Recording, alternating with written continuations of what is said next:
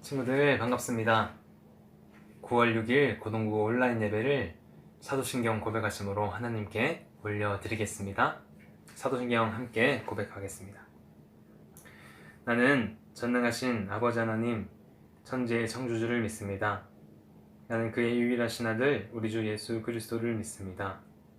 그는 성령으로 잉태되어 동정녀 마리아에게서 나시고 본디오 빌라도에게 고난을 받아 십자가에 못 박혀 죽으시고 장사된 지 사흘 만에 죽은 자 가운데서 다시 살아나셨으며 하늘에 오르시어 전능하신 아버지 하나님 우편에 앉아 계시다가 거기로부터 살아있는 자와 죽은 자를 심판하러 오십니다. 나는 성령을 믿으며 거룩한 공교회와 성도의 교제와 죄를 용서받는 것과 몸의 부활과 영생을 믿습니다. 아멘. 시간 제가 대표로 기도하겠습니다. 생명 되신 사랑의 하나님 감사합니다. 영원한 생명 주시고 또 마르지 않는 그 큰 사랑 주셔서 하나님을 아버지라 부르며 하나님의 자녀로 살아갈 수 있게 되었습니다. 주님 감사합니다. 그렇게 우리 하나님을 마음의 중심에 두고 예수 그리스도를 마음의 중심에 두고 살아가야 마땅한 삶이지만 한 주 하나님을 마음에 두지 못하고 살아갔음을 고백합니다. 이 시간 그 모습 내려놓게 하시고 하나님의 말씀을 마음의 중심 가운데 둘 수 있는 귀한 시간 될 수 있도록 주님 이 시간 저에게 말씀하여 주시옵소서. 그렇게 하나님 말씀 마음의 중심에 두고 이 어려운 한국교회와 이 어려운 사회를 하나님 자녀로 섬기며 위에 기도하며 살아갈 수 있는 그런 내단교회 고동부 친구들 모두 되길 원합니다. 그렇게 만드실 우리 주님 믿습니다. 예수님 이름으로 기도드립니다. 아멘. 친구들 오늘 우리가 함께 읽을 말씀은 골로새서 1장 18절 말씀입니다. 골로새서 1장 18절의 말씀입니다. 제가 가진 성경 325면에 있어요. 골로새서 1장 18절 말씀 우리 다 찾았으면 한 목소리로 읽어보겠습니다. 함께 읽겠습니다. 그는 몸인 교회의 머리시라. 그가 근본이시요 죽은 자들 가운데서 먼저 나신 이시니 이는 친히 만물의 으뜸이 되려 하심이요. 아멘. 우리 고등부 친구들 잘 지냈나요? 한 주 태풍도 있었고 또 앞으로 태풍도 곧 온다고 하는데 태풍 무사히 잘 보냈는지 혹시 다친 데는 없는지 걱정도 되고 또 우리 친구들 함께 얼굴을 맞대고 서로 안부도 나누고 또 함께 예배드리고 싶지만 그러지 못한 이 상황 너무너무 아쉽습니다. 아쉽지만 우리 그래도 있는 자리에서 하나님께 마음을 다해 예배드리고 하나님 말씀 마음의 중심에 두는 시간 되길 간절히 소망합니다. 우리 친구들 제가 몇 주 교회가 정말 어려운 가운데 있다. 그래서 사람들이 많이 실망하고 많이 비난과 조롱을 한다라고 이야기하고 또 그런 통계도 함께 나눴어요. 그렇게 세상 사람들이 교회를 지금 굉장히 많이 비난하고 조롱하는 상황이에요. 그런데 교회 밖에 믿지 않는 사람들 뿐만 아니라 지금 교회 안에 있는 사람들도 교회에 실망해서 떠나는 사람들이 적지 않아요. 예수님은 믿지만 교회 다니는 것이 너무너무 부끄럽다고 이야기들을 합니다. 그래서 교회 더 이상 가고 싶지 않아. 그냥 혼자서 신앙생활 할래. 그냥 혼자서 성경 읽고 혼자서 예수님 믿을래 라고 이야기합니다. 그렇게 이 사람들은 이런 생각을 해요. 그냥 예수님만 믿으면 되지 굳이 교회 다닐 필요가 있나, 혹은 굳이 교회 다닐 필요가 있어요 라고 저한테 묻기도 해요. 그 마음이 어떤 마음인지 충분히 공감이 됩니다. 지금 교회를 다닌다고 이야기하는 것 그것만으로도 굉장히 많은 조롱과 또 따갑고 아주 싸늘한 그 차가운 시선을 받는 상황이 되어 버렸어요. 어디 가서 교회 다닌다고 자신 있게 손 들고 이야기할 수 없는 상황까지 되어 버렸습니다. 친구들, 근데 우리가 알아야 될 게 있어요. 알아야 될 게, 교회가 당하는 어려움은 두 종류의 어려움이 있어요. 아주 간략하게 이야기할게요. 자, 아주 간략하게 얘기하면 첫 번째 교회가 겪는 어려움은 예수님의 뜻을, 예수님을 따름으로 겪는 박해가 있습니다. 예수님도 이렇게 말씀하셨어요. 나를 믿으면, 나를 따르면 세상으로부터 박해를 받을 거야. 세상이 너희를 미워할 거야 라고 말씀하셨습니다. 이 박해는 쉽게 이야기하면 세상의 어두움을 따르지 않아서 받는 박해예요. 예를 하나 들어볼까요? 예를 하나 들어보겠습니다. 어떤 친구 그룹이 있다고 생각해 봅시다. 만약 거기서 어떤 친구가 마음에 안 드는 행동을 했어요. 어떤 친구, A라는 친구가 있고 B라는 친구가 있다고 생각해 봅시다. 근데 이 A라는 친구가 싫어하는 행동을 이 B라는 친구가 했어요. 그러면은 이 A라는 친구는 이 B라는 친구를 싫어하겠죠. 그래서 이 A라는 친구가 자기 그룹 무리를 해서 이 B라는 친구에 대해서 뒷담화를 하고 싶어요. 욕하고 비난하고 또 우리 친구들의 언어로 하면은 그냥 그 친구를 까고 싶어 합니다. 그렇게 막 까고 싶은데 막 까고 싶어서 막 친구들과 어울려서 수근수근 해요. 그렇게 막 하는데 거기에 그 그룹 안에 예수님을 믿는 사람이 있다고 해봅시다. 예수님이 뭐라고 했어요?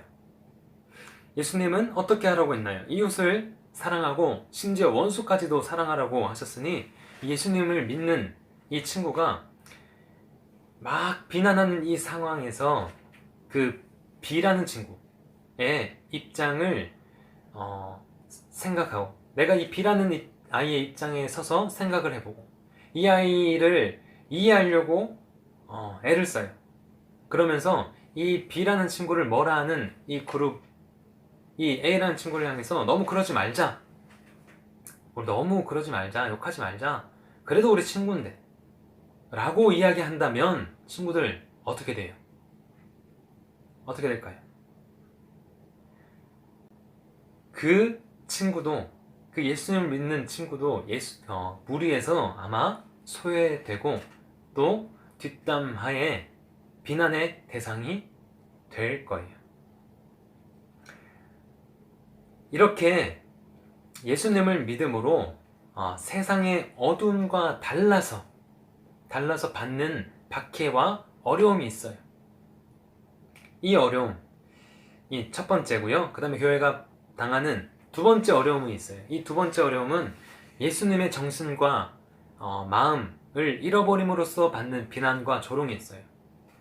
교회를 다니지 않는 사람들도 성경이 뭘 얘기하는지, 예수님이 무엇을 이야기하셨는지 다 알아요. 예수님 뭐라고 하셨어요? 내 이웃을 내 자신과 같이, 내 몸과 같이 사랑하라 라고 말씀하셨다는 거 믿지 않는 사람들도 다 알아요. 그래서 교회가 이웃을 사랑하지 않고 아주 이기적으로 행동하며 살아갈 때, 그리고 정직하고 깨끗하지 못할 때 사람들이 교회를 향해서 너희가 그러고도 교회냐? 라고 조롱하고 핍박합니다. 그렇게 받는 어려움이 두 번째 어려움이에요. 지금 우리 한국 교회가 당하는 어려움은 어떤 어려움인 것 같아요, 친구들? 맞아요. 두 번째 어려움이에요. 친구들, 첫 번째 어려움은요, 어려움을 당하지만, 세상에서는 어려움 당하지만 하나님 앞에서는 칭찬을 받아요. 아주 칭찬받는 모습이에요. 이 모습은 괜찮아요. 교회가 위기인 것 같아도, 위기인 것처럼 보여도 오히려 교회가 튼튼해지고 오히려 교회가 깊어지는 그런 기회가 돼요. 이 첫 번째 어려움은요. 그런데 이 두 번째 종류의 어려움은 세상은 물론이고 하나님도 이 교회를 향해서 너무너무 안타까움을 가지는 모습이에요. 이 모습은요, 하나도 1도 괜찮지 않아요. 이 두 번째 어려움은 교회가 아주 심각한 위기에 놓여 있다는 것을 단적으로 보여주는 어려움이에요. 만약 이 어려움을 겪고 있는데, 이 두 번째 어려움을 겪고 있는데, 만약 이 모습에서 변하지 않으면 교회는 하나님을 위해서 모였다, 하나님을 예배한다, 하나님의 이름을 위해서 모였다라고 이야기하지만 오히려 하나님을 오해하게 만들어요. 하나님을 오해하게 만들고 오히려 하나님의 이름을 업신여김 당하도록 만들게 돼요. 하나님의 마음, 예수님의 정신을 잃어버린 교회는 하나님의 이름을 높이기 위해 모였다라고 이야기하지만 하나님의 이름을 업신여김 당하도록 만드는 곳이 되어버립니다. 세상으로부터도 조롱을 받고요, 하나님으로부터도 책망받는 교회가 바로 이 두 번째 어려움을 겪는 교회의 모습이에요. 그렇게 지금 이 한국교회가 이 두 번째 어려움을 겪고 있는데, 그래서 지금 이 교회가 부끄러워서 교회를 떠나고 싶다는 생각을 적지 않은 사람들이 합니다. 그런 생각을 한다고 해서 전혀 이상한 상황이 아니에요. 오히려 자연스러운 상황인 것처럼 보일 정도로 지금 교회가 굉장히 하나님의 마음과 정신을, 예수님의 정신을 잃어버렸어요. 혹시 우리 친구들도 교회를 떠나고 싶다는 생각을 해본 적이 있나요? 대학 가면, 부모님과 좀 떨어지면 내가 다시는 교회 안 가야지 라고 마음 먹은 적이 있나요? 아니면 적어도 예수님 믿는 건 참 좋은데, 예수님은 정말 내가 믿는데 교회 다닌다고 이야기하는 것이 너무 부끄러운 상황이 돼서 참 교회를 떠나고 싶다 라고 생각한 적이 있나요? 친구들, 그런데 오늘 우리가 꼭 알아야 될 게 있어요. 그건 바로 이 예수님과 교회가 분리될 수 없는 관계라는 거예요. 우리 한번 말씀 읽어볼까요? 오늘 읽었던 본 말씀, 골로새서 1장 18절 말씀, 우리 한 번 더 같이 읽어보겠습니다. 그는 몸인 교회의 머리시라. 그가 근본이시요 죽은 자들 가운데서 먼저 나신 이시니 이는 친히 만물의 으뜸이 되려 하심이요. 아멘. 오늘 우리 친구들과 제가 함께 나누고 싶은 말씀은 딱 한마디예요. 그는 몸인 교회의 뭐라고요? 머리이시라. 조금 더 쉬운 버전의 성경으로 읽어볼까요? 제가 한번 읽어볼게요. 세번역 성경이에요. 세번역 성경은 이렇게 이야기합니다. 그분은 교회라는 몸의 머리이십니다 라고 이야기합니다. 예수님은 교회의 뭐예요? 머리예요. 교회는 뭐예요? 예수님의 몸이에요. 친구들, 우리 머리와 이 몸의 관계, 이 관계에 대해서 한번 생각해 볼까요? 머리로는 뭘 하죠? 머리로는 생각을 합니다. 몸은 뭘 하죠? 생각한 대로 움직이는 게 바로 몸이에요. 자, 한번 예를 들어 볼까요? 누군가가 손으로 이 사람을 때렸어요. 막 이렇게 때렸어.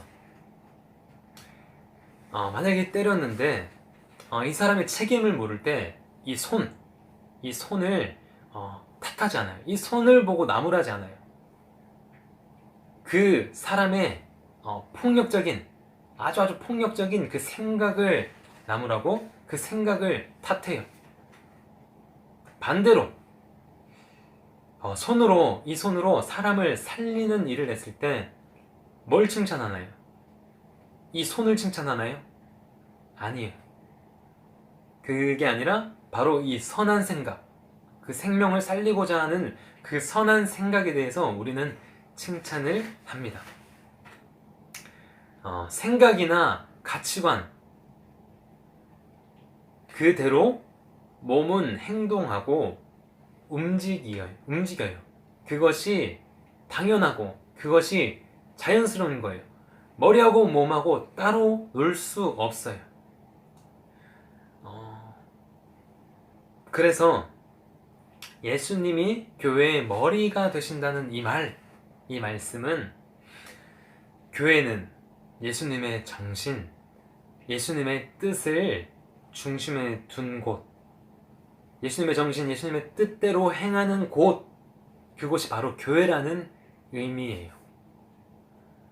예수님의 뜻과 정신을 중심에 두고 그 정신을 따르는 몸이 바로 교회인 거예요. 그래서 보네퍼라는 신학자는 이렇게 이야기합니다. 이렇게까지 이야기해요. 뭐라고 이야기하냐면, 교회는 공동체로 존재하는 그리스도입니다 라고 말합니다. 뭐라고요? 교회는 공동체로 존재하는 그리스도라고 이야기해요. 교회가 그리스도, 예수님이라는 거예요. 공동체로 존재하는 예수님. 예수님 따로, 교회 따로 이렇게 분리되어 있는 게 아니에요. 예수님이 머리에 있고요. 그 다음에 교회는 몸이에요. 이 머리와 몸이 하나예요. 하나. 이 둘이 분리될 수 없는 거예요. 머리는 따로, 몸 따로 있지 않잖아요. 그걸 보고 우리 죽은 거라고 하잖아요. 친구들, 몸과 머리는 하나예요. 그래서 이 몸된 교회를 그리스도라고 이야기하는 거예요. 그래서 이 교회가 예수님의 정신을 읽고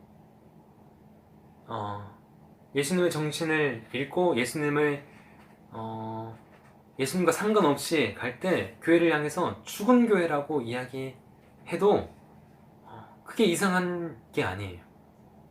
심한 말이 아니에요. 교회가 예수님의 정신을 알고 그 정신을 따를 때 비로소 그게 교회인 거예요. 살아있는 교회, 바른 교회, 그 교회가 되는 거예요. 어떻게 할 때? 예수님의 정신과 예수님의 뜻을 따를 때. 만약 예수님의 정신이 없다면 이름은 교회라고 불리고 간판은 교회라고 써붙여져 있을지 몰라도 사실상 그거는 교회가 아니에요. 성경이 정의하는 교회가 아니란 이야기예요. 교회라고 다 교회가 아닌 겁니다.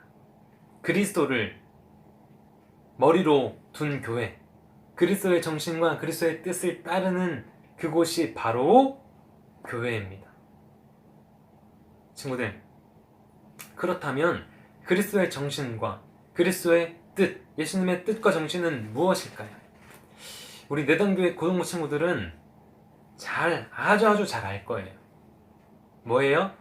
첫 번째, 이웃사랑, 그리고 예수님이 보여주셨던 생명 살림, 이 두 가지가 대표적인 예수님의 뜻과 정신이에요.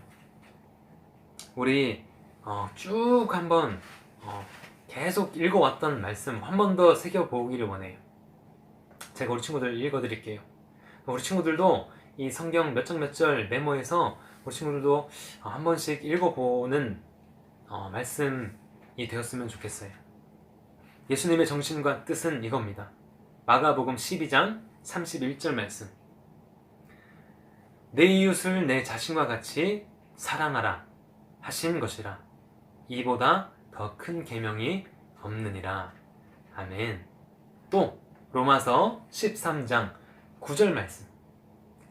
간음하지 말라, 살인하지 말라, 도둑질하지 말라, 탐내지 말라 한 것과 그 외에 다른 계명이 있을지라도 내 이웃을 내 자신과 같이 사랑하라 하신 그 말씀 가운데 다 들어 있느니라.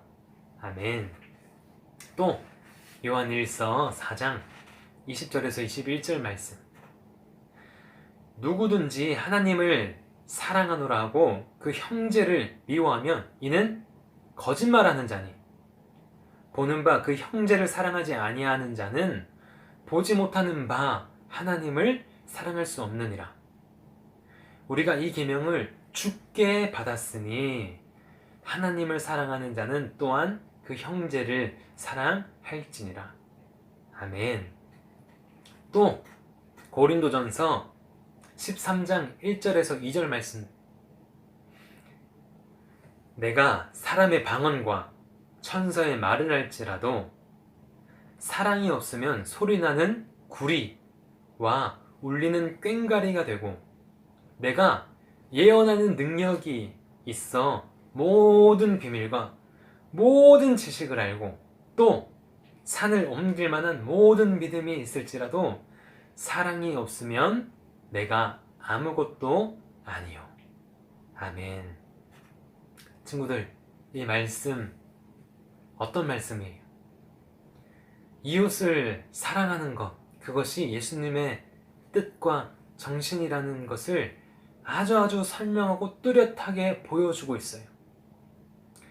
이웃을 내 자신과 같이 사랑하는 것, 이것보다 더 큰 계명이 없대요. 많은 계명이 있을진데 내 자신과 같이, 내 이웃을 내 자신과 같이 사랑하는 그 말씀 가운데 그 모든 계명이 다 들어있는 거래요. 또 하나님을 사랑한다고 하면서 이웃을 사랑하지 않으면, 내 형제를 사랑하지 않으면 그 사람은 거짓말을 하는 자래. 하나님을 사랑하는 자는 그 형제를 사랑하래. 이것이 바로 주께로부터 이 계명을 받았다라고 이야기합니다. 또 내가 예언하는 능력이 있어서 모든 비밀을 알아요. 그리고 심지어 우리 친구들이 정말 좋아할 것 같은 모든 지식을 알게 됐어요. 가지게 됐어요. 그런데 심지어 산을 들어서 옮길 만한 그런 엄청난 믿음이 내 안에 있어요. 그런데 그럴지라도 내가 이걸 다 가지고 있을지라도 뭐가 없으면, 사랑이 없으면 내가 아무것도 아니래요. 친구들, 이웃사랑은 너무너무 중요한 예수님의 정신이고 예수님의 뜻이에요. 이웃을 사랑하며 이웃의 아픔에 공감하고 그들의 삶을 살피는 것, 그것이 바로 예수님의 뜻입니다. 생명을 살리고 또 상처 입은 자들, 그 인격이 완전히 상하고 상처 입어서 무너져버린 그 인격을 다시 일으켜내고 살리는 것, 그것이 바로 예수님의 뜻입니다. 우리가 이웃을 사랑하는 자, 이웃의 인격을 일으키는 자, 이웃의 아픔에 공감하고 그들의 삶을 살피는 자가 될 때 우리는 굳이 하나님의 이름을 이야기하지 않아도, 예수님의 이름을 이야기하지 않아도 우리를 이렇게 사랑 많은 자로, 사랑이 가득한 자로 만든 하나님의 이름, 예수님의 이름을 사람들이 찾을 거예요. 사람들이 오히려 하나님의 이름을, 우리를 통해서 하나님의 이름을 귀하게 여기고 하나님의 이름을 높일 거예요. 우리가 사랑하는 사람이 될 때요. 사랑하는 친구들, 지금 이 역사 속에 존재하는, 지금 우리 눈에 보이는 교회가 아직 완전하지 않아 보일 때가 있어요. 예수님의 정신을 잃어버려서 부족한 모습도 보이고요, 또 안타까운 모습도 보여요. 그리고 부끄러운 모습도 보여요. 그 모습 다 가지고 있어요. 이 모습을 보면서 우리는 어떤 마음 가져야 될까요? 이 교회 더 이상 못 다니겠어 라고 이야기하면서 교회 떠나야지 라고 생각하는 것, 예수님을 정말 믿는 사람의 마음가짐이 아니에요.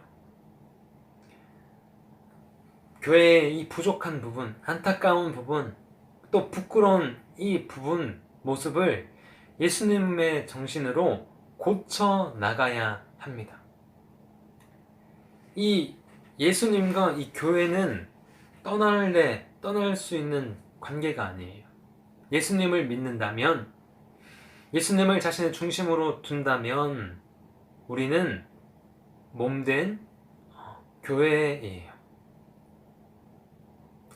바로 내가 교회란 거예요. 친구들, 예수님 정말 믿어요? 정말 예수님을 나의 구원자로 고백하나요? 그러면 바로 내가 교회예요. 교회가 어떤 장소를 이 교회라고 이야기하는 게 아니라 예수님을 머리로 둔 그 사람들이 모인 공동체를 바로 교회라고 하는 거예요. 바로 내가 교회인 거예요. 이 예수님을 믿는다면, 그리고 내가 바로 교회란 이 정체성을 가지고 있다면 지금 우리 상황에 친구들 위기의식을 느껴야 돼요. 이 위기의식 없이 그냥 교회 비난하고 그냥 떠나버리지 뭐 라고 이야기하는 것, 그것은 정말 예수님을 머리로 둔 몸된 사람으로, 몸된 교회로서 가져야 할 마음이 아닙니다.